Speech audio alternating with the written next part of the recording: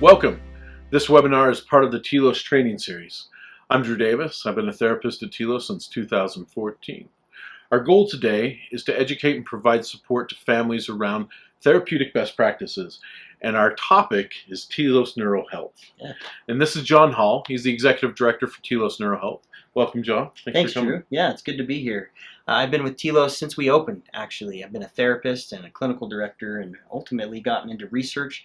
And finally, this last year, we've started our neurohealth clinic. And more specifically, we provide PrTMS, which stands for Personalized Repetitive Transcranial Magnetic Stimulation. It's a lot of words. It's a lot of words. Let me say it again. Personalized Repetitive Transcranial Magnetic Stimulation. And each one of those words is important, and we'll talk a little bit about that today. Great. Well, we've got a lot to cover. Why don't we go ahead and get started about what this is? Certainly. So, transcranial magnetic stimulation, or TMS, has been around for about 30 years in various forms of evolution. And the final version of that, basically, at this point, is PrTMS, or the personalized version. So overall, what TMS does is it provides magnetic stimulation to the neurons in the brain to help them fire at the correct frequencies. You see, all of our brains are electrochemical systems. We take medication because it gives it the chemicals needed to help the neurons fire. But the neurons need to fire in sync at a certain frequency. What I've seen is that it's kind of like a symphony. Yeah. We have different areas and different parts of the symphony, and our brain can fire at different times. It's like a symphony being off key, playing a different song, playing at different tempos, those kind of things. Sometimes our brain does that, and it gets really confusing, and sometimes we can see our anxiety because of that. If it's too fast, we can see our depression because our firing is too slow as well. Yeah, no, definitely. Heaven forbid the trumpets and the clarinets don't come in at the right time. That's right. And that's what happens in our brain. And what we want to do is find out how we can get those neurons to stay in sync with each other so that they can function optimally, right? Yeah. Yeah, definitely. So, personalized version of that, we do an EEG so that we can find out exactly where each one of the 19 different brain areas in your brain is firing right now, so we know whether the oboes and the clarinets are in the right place.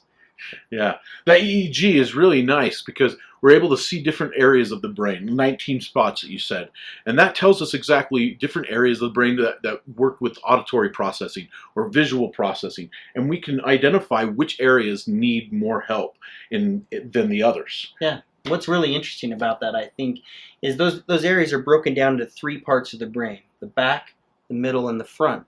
And what's interesting is the brain tends to hold on to that frequency really well in the back of the brain, unless, of course, you've been hit in the back of the head. But most people haven't. But it tends to fall apart the more you get to the front. Executive function, ADHD, kind of attention, impulse control, things like that. And what we want to do is find out how to kind of pull them all and keep that in sync. Yeah, right in the middle. Mm-hmm. Yeah, between. And it's been really interesting as we've been practicing PrTMS. We've seen some really great results. I've got a fascinating case that I have about a boy that started PrTMS shortly after he got to TELOS. And he got the baseline, the EEG baseline, and then we did a few treatments, and he went on his first home pass.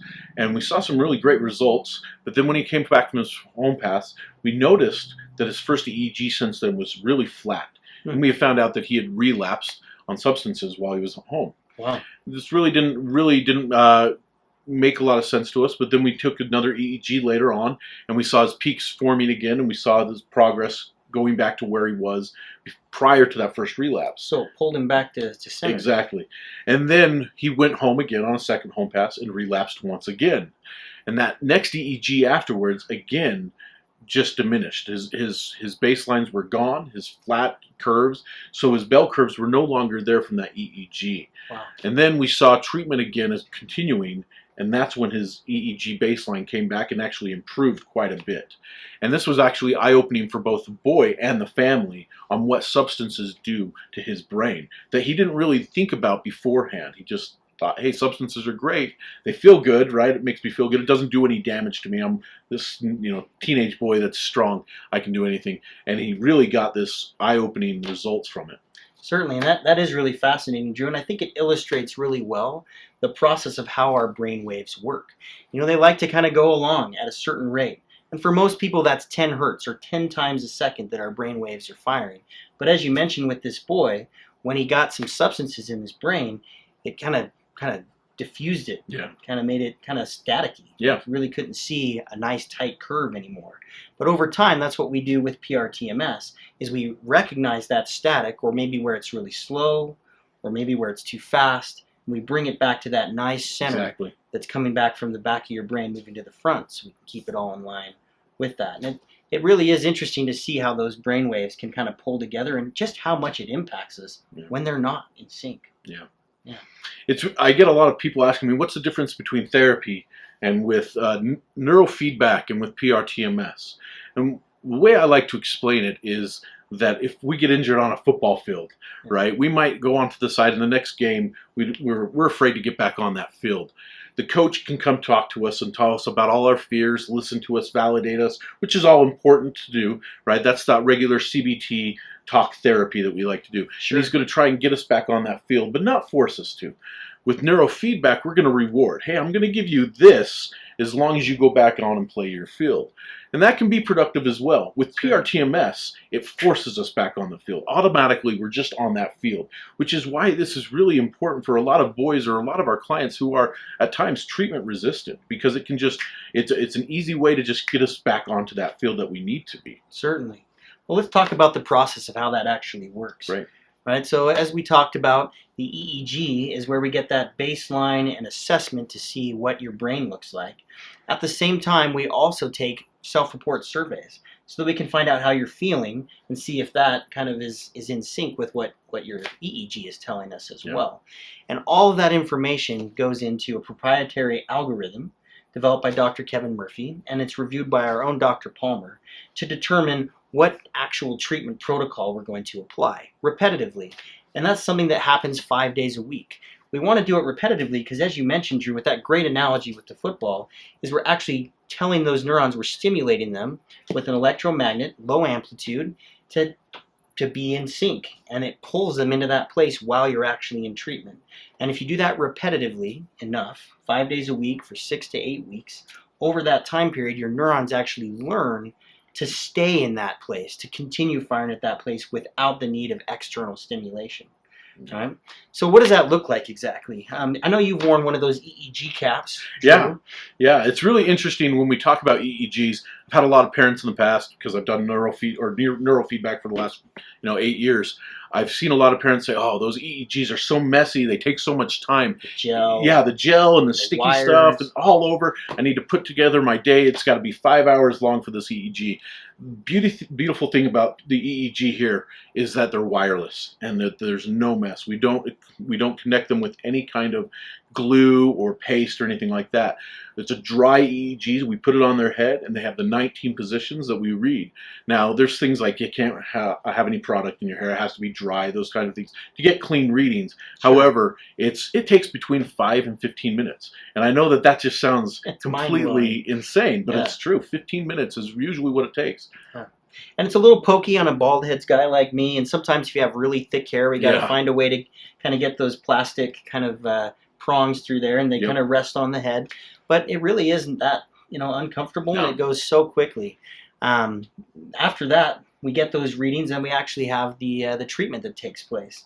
Now, the magnet is actually in what we kind of call a paddle, and to me, it looks like a ping pong paddle, only about this thick, plastic.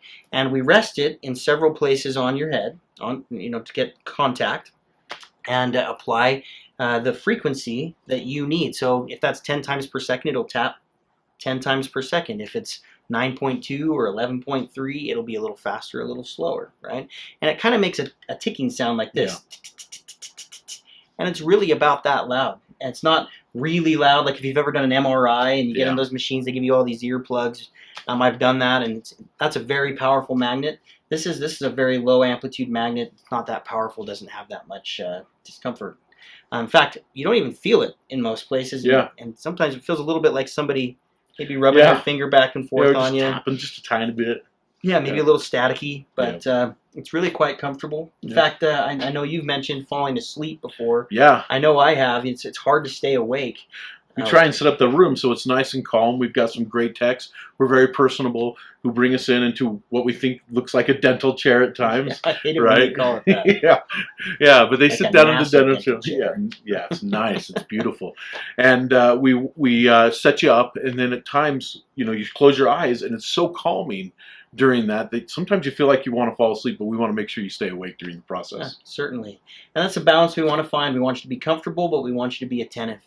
And so we create a really like a spa-like atmosphere. Yeah. I think we've got a video up with ambient nature scenes and a diffuser and soft lighting. But we'll check in with you to make sure you're doing well and staying awake and that kind of a thing as we apply the treatment, which usually takes about 20 to 40 minutes, depending on the day.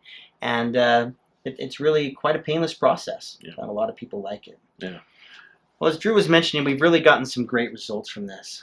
We've been open for about a year as we're filming this today, and I do all the research at Telos, and so one of the things I've been very interested to know is, does it work, right? And what we found is that on average, our clients are reporting a 50% reduction in symptoms of depression and anxiety. It's really exciting because there's 3 areas that we see improvements in. Usually it's sleep, anxiety, or depression, and we usually see that improve in the first few weeks. Yeah, sometimes it's actually amazing how fast some of those things improve. Yeah. Some things take a little bit longer. Found that attention and impulse control takes more like 6 to 8 weeks before you really start to see those changes. But we've even seen changes with autism spectrum, increased verbalization and social interaction. We've seen people be able to come off their medications completely for ADHD, depression, anxiety, or even pain management at times. So this might all sound a little bit like a cure-all, but it really isn't. As Drew mentioned, there's several different kinds of therapy, obviously, that happen, and they each do a different role. Yeah. And what we're doing here is really simply fine-tuning the brain so that it functions optimally as an organ. And when the brain's functioning well, that allows us to be able to kind of apply the therapeutic and psychological interventions that we have. So when you put that all together, that's really the whole package that we're looking for. We're really excited to offer this at Telos. And John, I really appreciate your time today. And again, this has been a webinar for the Telos training series. Thank you. Thanks.